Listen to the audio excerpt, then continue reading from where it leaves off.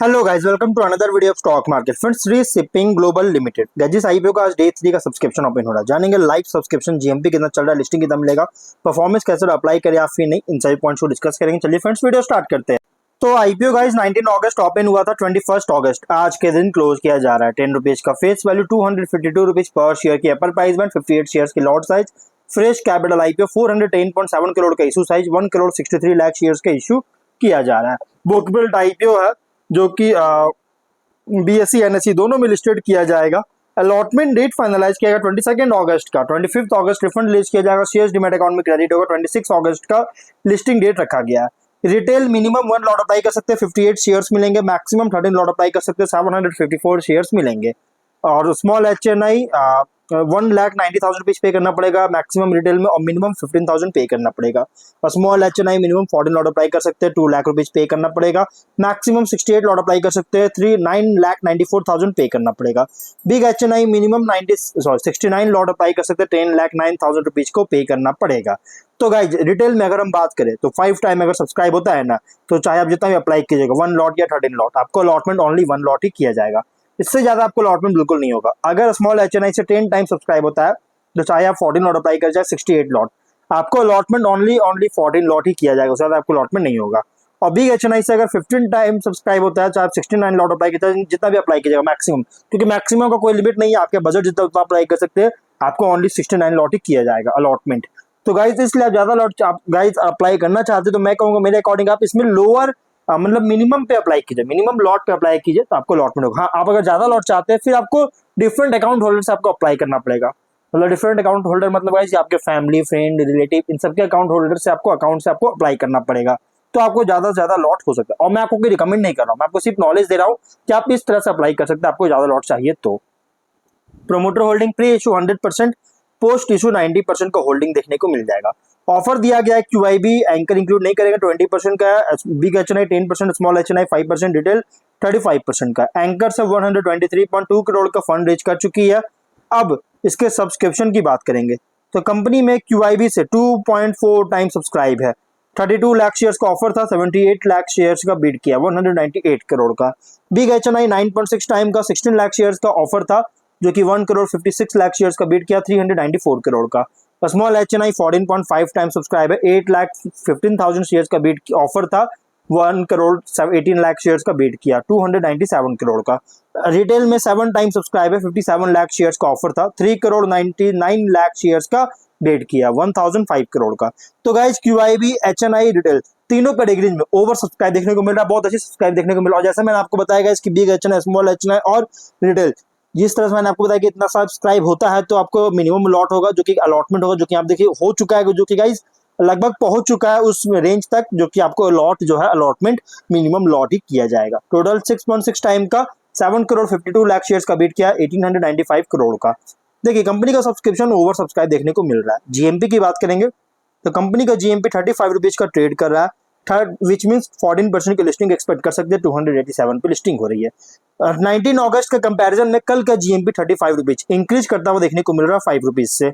अगर हम इसके बिजनेस की बात करें, ज्यादा कुछ मैं बात नहीं करूँगा क्योंकि ऑलरेडी वीडियो बना रखा हूँ। 1995 में इनकॉर्पोरेट हुआ था, जो कि एक शिपिंग लॉजिस्टिक कंपनी है, फोकस कर रहा है ड्राई बल्क कार्गो पर। और कंपनी का प्राइमरी फोकस है नॉन मेजर पोर्ट्स और जेटीज पर, जो कि वेस्ट कोस्ट ऑफ इंडिया और श्रीलंका दोनों जगह। और कंपनी जो है ना ये सर्विसेज प्रोवाइड कर रहा है 20 पोर्ट्स और जेटीज के ऊपर तक जो प्रोवाइड करता है। सर्विस जो ऑफर कर रहा है इसमें कार्गो हैंडलिंग सर्विसेज है, ट्रांसपोर्टेशन का इनकम्पास है, जो कि ट्रांसपोर्टेशन प्रोवाइड करता है, fleet chartering, equipment rental provide करती है, अदर ऑपरेशनल इनकम भी कंपनी देता है। 31 मार्च के अकॉर्डिंग फ्लीट में 80 वेसल्स है, जिसमें इंक्लूड है बार्स, एमबीसी, टग बोट्स और फ्लोटिंग क्रेन्स। कंपनी जो है ना आगे कंपनी के पोर्टफोलियो में 370 से ज्यादा अर्थ मूविंग मशीन्स है, जो कि एकम्पास का मटेरियल हैंडलिंग इक्विपमेंट्स का, एक्सकैवेटर्स का हो गया, पे लोडर्स, टिपर्स, जिसमें इंक्लूड है ट्रेलर्स, टैंकर्स, अलग अलग व्हीकल जो है सो कंपनी प्रोवाइड करता है, जिसे क्लाइंट सर्विसेज प्रोवाइड करने में यूज किया जाता है। कार्गो हैंडलिंग सेगमेंट के under company STS lighterage, stevedoring and other port services offer करता है, जैसे इंक्लूड है कार्गो मैनेजमेंट सर्विसेज। स्ट्रेंथ यहाँ पे कंपनी अलग अलग कस्टमर्स जैसे oil and gas, energy, FMCG, metals के सेक्टर्स में अलग अलग कस्टमर्स को सर्व कर रही है। इसके अलावा देखिए कंपनी का बिजनेस जो इसके फिलहाल अगर देखें तो कोई कॉम्पिटिटर नहीं है गाइस, लिस्टेड में कोई कंपनीज नहीं है उसके कॉम्पिटिटर में, which means company post listing एक फर्स्ट फैंसी देखने को मिल सकता है।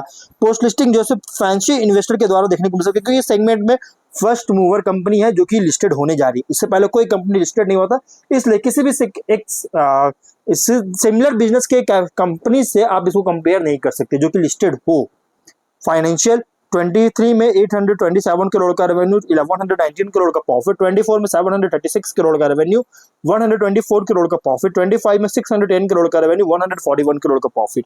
इसमें ड्रॉबैक क्या है ना कि कंपनी जो है टॉप लाइन जो है डिक्लाइन होता हुआ नजर आ रही है। हाँ, प्रॉफिट कंपनी का इंक्रीज किया, बट टॉप लाइन कंपनी का डिक्लाइन होता हुआ देखने को मिल रहा है। लेकिन प्रॉफिट में थोड़ा इंक्रीज करने का रीजन क्या है, कॉस्ट कंट्रोल मैनेजमेंट को फॉलो कर रही है, स्पेशलाइज सर्विस फॉलो कर रही है, जिसके कारण कंपनी का बॉटम लाइन इंक्रीज कर रहा है, जबकि टॉप लाइन में डिक्लाइन देखने को मिला है। अब अगर हम बात करेंगे ROE, RONW 43% का, ROCE 28% का, डेट इक्विटी 0.7 टाइम का, PAT EBITDA मार्जिन 23 और 33% का, price to book value 10.7 time, PE ratio 26 time का है।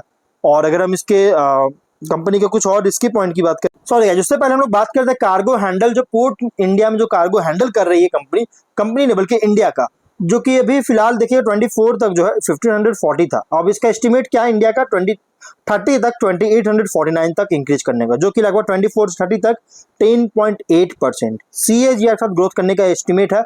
और कार्गो हैंडल जो हो रहा है पोर्ट जो गुजरात में हैंडल हो रहा है, ये भी 30 तक 14.6% CAGR के साथ ग्रोथ करने का एस्टिमेट रखा गया है। मतलब कह सकते हैं कि अगर ये एस्टिमेट इंक्रीज कर रहा है जिस तरह से एस्टिमेट रखा गया, तो इससे बेनिफिट एडवांटेज इस कंपनी को भी मिलेगा, क्योंकि इसे ये भी यही बिजनेस करती है। अब हम लोग शॉर्ट की बात करते हैं। एस में स्ट्रेंथ की बात करेंगे तो एस्टैब्लिश इंडस्ट्री प्रेजेंस है, diverse freight portfolio, long term contract, और जो कि लगभग 25 ईयर का सुपर बीटा सीम लॉन्ग ओपन कास्ट प्रोजेक्ट और 15 ईयर का फ्लोटिंग क्रेन फैसिलिटी का डायमंड हार्बर पर जो है कंपनी सिक्योर किया लार्ज स्केल प्रोजेक्ट्स को लेकर, जो कि स्ट्रॉन्ग रेवेन्यू विजिबिलिटी प्रोवाइड कर रही है। और कंपनी जो है कुछ वीकनेस भी है, जैसे हाई कस्टमर कॉन्सेंट्रेशन है, जो कि टॉप 10 कस्टमर 21% का, और टॉप कस्टमर है 21%, टॉप 10 कस्टमर 64% का ओवरऑल रेवेन्यू का, जो और लिमिटेड ग्लोबल फुटप्रिंट है, seasonal and weather related impactor से हाई लेवरेज दे रही है। अपॉर्चुनिटीज क्या है कि कोस्टल शिपिंग के लिए गवर्नमेंट का पुश है, बहुत ज्यादा पुश करता हुआ नजर आ रही है, फ्लीट मॉडर्नाइजेशन हो रहा है, टेक्नोलॉजी अडॉप्शन और स्ट्रेटेजिक अलायंसेस वगैरह कर रही है। कुछ थ्रेड भी है, जैसे फ्यूल प्राइस वोलेटिलिटी अगर होता है, जैसे भी इंडिया यूएस जो है इंडिया पर जैसे 50% का टैरिफ जो लगा दिया गया है, और ये इसका रीजन क्या बताया गया यूएस की तरफ से कि इंडिया रशिया से जो ऑयल खरीद रहा है ना, फ्यूल जो खरीद रहा है, इसके वजह से टैरिफ लगा दिया गया। और इससे गाइज अगर इंडिया कोई भी अभी फिलहाल कोई फाइनल डिसीजन नहीं लिया कि क्या किया जाए इसके ऊपर, कैसे मतलब कि काउंटर अटैक किया जाए, कैसे इस तरह से मतलब इसको काउंटर किया जाए। लेकिन अगर ऐसा कुछ होता, अगर इंडिया यूएस के फेवर में चला जाता है, मतलब यूएस का जो उनका कहना है, जो स्टेटमेंट है, अगर वो इंडिया मान लेता है, तो उसकी वजह से फ्यूल का प्राइस इंडिया में बहुत तेजी से हाइक होगा, जिससे कंपनी को एक थ्रेट मिल सकता है।